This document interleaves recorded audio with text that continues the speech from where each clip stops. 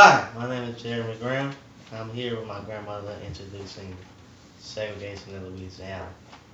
Um, we're going to give you a little background information about her life and about where she was born. Um, Grandmother, I would like for you to introduce yourself and give me a little background of your life and your history of your family and yourself. Hi, my name is Emma Carter. I was born in Monroe, Louisiana, February 3rd, 1956. Can you please tell me how were you raised and where were you raised up and what did you do growing up? Well, I was raised by my cousin Annie in a small town in Jones, Louisiana. And what did your cousin Annie do as for a living? My cousin Annie did housework, For whites, blacks, or what? mostly white. And did you see how they interacted with the whites and how were they how were their jobs?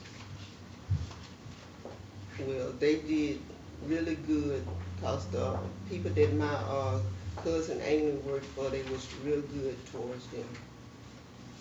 Okay, we're gonna get into a series of questions here about segregation. What is segregation to you? To me, segregation is the separating of people based on the color of their skin. Okay, and another question is, when what do you remember about your childhood on segregation?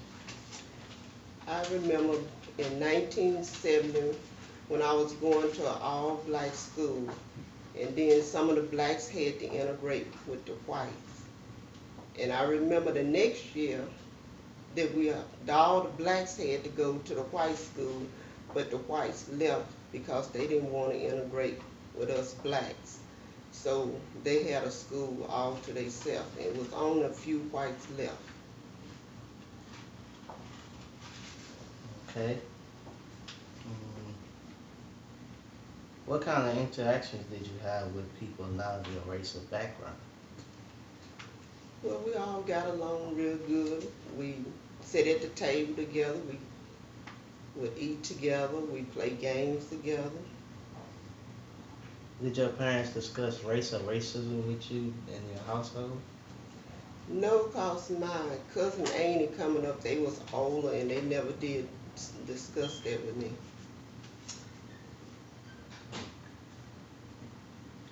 How did you respond to being segregated in Louisiana and being segregated inside the school system? Well, we all learned to get along, cause most of our parents knew each other, being in a small town. Okay, what advice would you give young people today about segregation or racism today, as in the world see of Trump, the president-elect Trump, rioting and everything, and people saying that this is because of racism and we're going to go back into racism and being slaves again. What insight do you have on that? I would tell all the young people to try to get along with each other and love each other and pray today. And mostly that they need to go to church today also. Okay, and did you have a role model during that time, like a teacher or someone that you could talk to if you got into anything about with a white person or anyone? Yes, I had two favorite teachers, Miss Home and Miss Hewitt, that I could talk to, and they was very nice and understanding. Cause Miss Holmes knew my parents, my grandparents, like I guess my cousin Amy. Okay, were they white or black or what race were My teacher was black. they? And what sticked out most between them that you remember? between my teacher. Yes. Well, during that time, the teachers always informed us if we needed something to let them know, or any way they could help us. Okay, and how did the parents of the whites feel when they moved the kids from their school that y'all went to? Well, some of the white parents had issue with some of the black parents, but it was always that they talked it out and got along.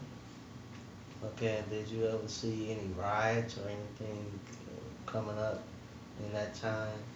No, come from a small town, it didn't happen like that. Okay, how did it prepare you for where you are now? I really prepare me for today. Well, today is so much different, and I'm living in a bigger place today, a bigger city.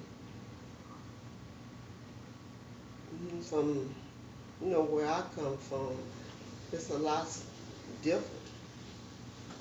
And to prepare me for it, I just have to say everybody need to get along. Okay,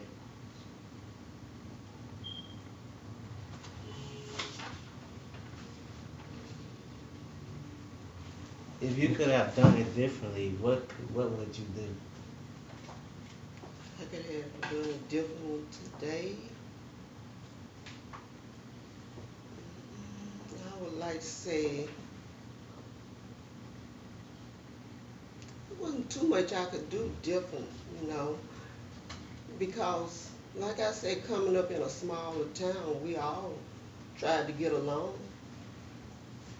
Okay, and during this time, did you ever feel as if integration in Louisiana was never going to work, or was it going to fail, like your cousin Amy been hurt by anyone, or you been hurt by a white person because of integration? No, we never did think nothing like that.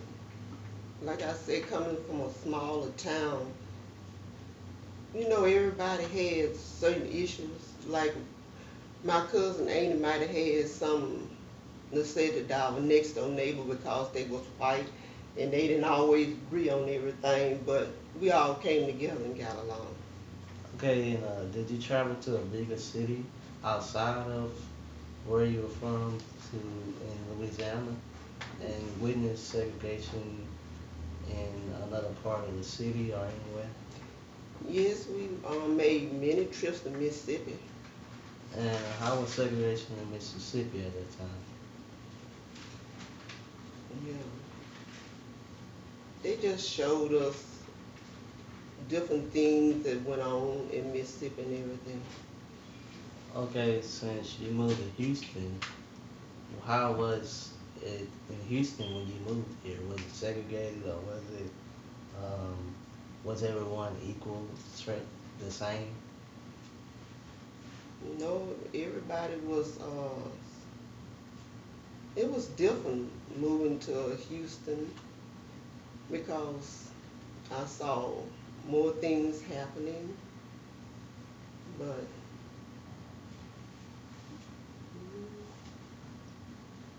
it was already segregated here in Houston when I moved.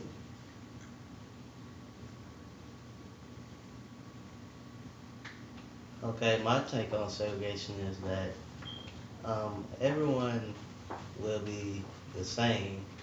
It don't matter if it's the color of your skin or what you look like, but there shouldn't be a segregation because of the color of the skin or because of the president. Everyone should adapt to change, and everyone should feel that they need change.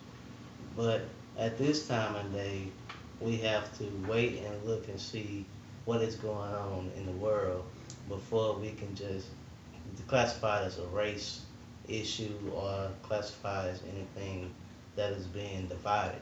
Everyone should be created equal and everyone should be there with each other for every time of need and in need.